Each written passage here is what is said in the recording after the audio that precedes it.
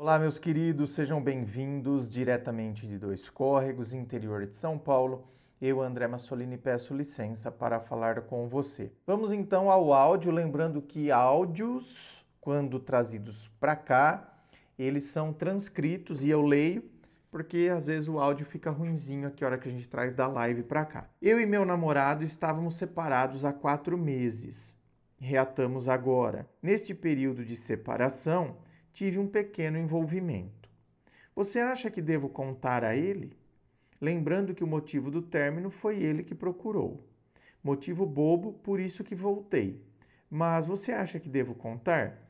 Veja bem, minha querida, eu acredito que tudo depende da situação. Eu já teve momentos da vida, talvez nessa live aqui, porque esses áudios são tirados da live, talvez se esse áudio foi ouvido, porque eu não sei se ele foi ouvido, né? Mas se ele foi, talvez lá na live eu tenha falado, se você contar, esteja preparada para um tormento na sua vida. Porque já teve momentos que eu pensei isso, que não tem necessidade de contar, afinal de contas estávamos separados, mas isso deveria ser falado quando a gente voltar, então. Quando a gente voltar, então o negócio é o seguinte, a gente terminou, mas a gente estava separado, então vamos fazer o seguinte, a gente está reatando. Então, nesse período de separação, se a gente seguiu alguém, se a gente paquerou alguém, se a gente conversou com alguém, se a gente beijou alguém numa balada, nós não vamos falar, certo? Para não criar nenhum tipo de tormento, para a gente não ficar... Nós não vamos falar? Agora, tem casal que não vai aceitar isso. Não vai. Não, mas então se não falar é porque tá querendo manter coisa, aí vai ficar cheio de paranoias. Vai ficar cheio de coisinhas. Só que aí, tá vendo? É por isso que eu falo, é uma complicação. Né? Aí, uma coisa, essa provavelmente, dificilmente eu vou mudar de opinião. Que é o quê? Tá, se chegarem à conclusão de que, então vamos falar se a gente ficou com alguém, se não ficou com alguém. Tá bom, então vamos chegar nessa conclusão. Isso provavelmente eu não vou mudar de ideia. Que é o quê? Não tem que ficar entrando em detalhes. Não, então tá bom. Não, eu fiquei com o fulano. Quem que é o fulano? O fulano é um cara que trabalha comigo e eu fiquei com ele. Tá vendo? Se é um cara que trabalha comigo, o cara continua trabalhando comigo, já vai dar B.O. Tá vendo? Esse é o tipo de coisa. Mas tem que ser falado, né, André? Porque ficou com o cara lá, não vai falar? Tudo bem. Vai falar. Mas e detalhes? Vai entrar com detalhes? O que fez, porque aí começa isso. Aí começa a querer destrinchar. Mas vocês fizeram o que? Vocês transaram? Aí depois fica com aquilo ali, sabe? Ruminando. Tá, mas vocês transaram, vocês fizeram o quê?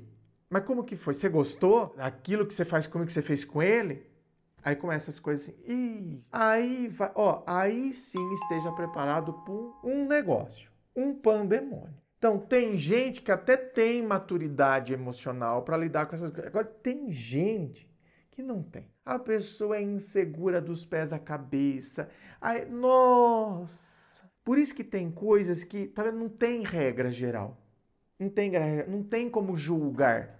Uma pessoa, por exemplo, que opta por não contar. Às vezes, se a gente for escutar a história dela, por que ela não contou? Ela vai falar isso. Sabe por que eu não contei, gente? Porque meu namorado é inseguro do dedão até o último fio do cabelo. Se eu falar pra ele que eu fiquei com alguém, acabou. Acabou a paz de espírito, acabou a possibilidade do relacionamento continuar saudável a hora que a gente voltou e poderia ser saudável, porque brigou por um motivo bobo.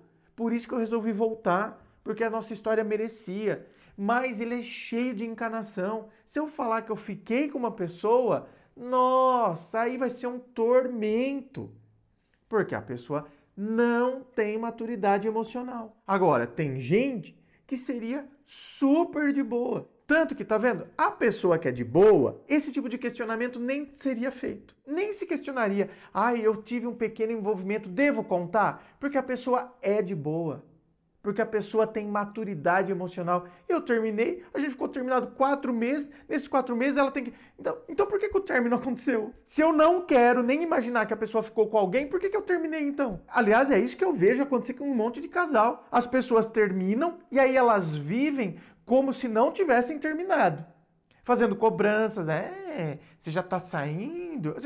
Escuta, mas terminou. Então eu fico 4 meses separados e eu quero que a pessoa tenha ficado num quarto escuro chorando por mim? Eu fico 4 meses separado e a pessoa tem que viver pensando em mim e achando que a vida não vai, ela não pode beijar uma outra pessoa, que eu sou a única boca, mesmo ela tendo consciência que eu terminei com ela, mas ela não pode pensar em beijar uma outra boca, porque na cabeça dela, a única boca que ela poderia beijar é a minha, mesmo eu tendo terminado com ela. Então, tem gente que tem esses pensamentos assim, ó, eu considero meio, ó, fora da realidade. Porque a partir do momento que eu termino um relacionamento, a pessoa, ela tá livre. Ainda mais depois de um mês, gente.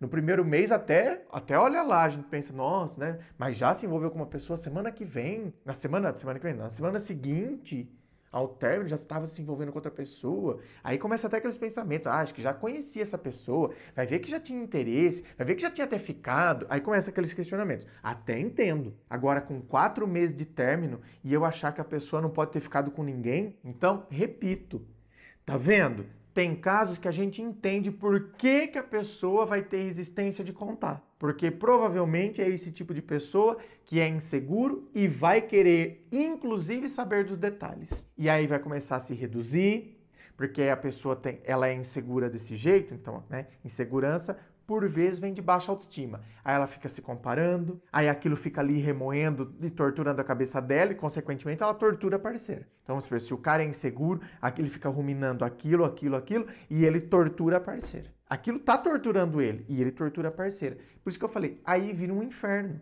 Vira um pandemônio. Então, aqui eu não estou criando regra. Você tem que contar, você não tem que contar. Justamente por isso, porque não tem regra. E justamente porque é você, dentro do seu relacionamento, que conhece com quem você se relaciona, que você vai chegar na melhor conclusão. Se no seu caso, vale a pena falar desse envolvimentozinho que aconteceu.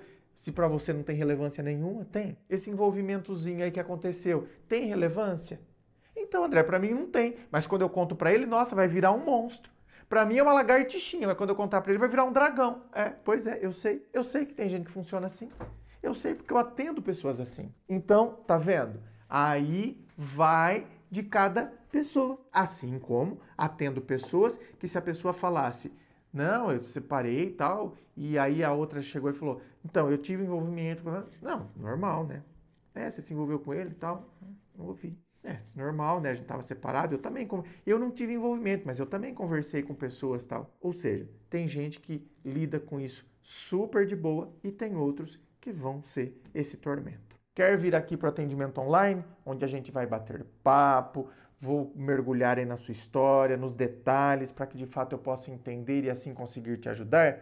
É só você acessar o meu site, www.andremassolini.com.br.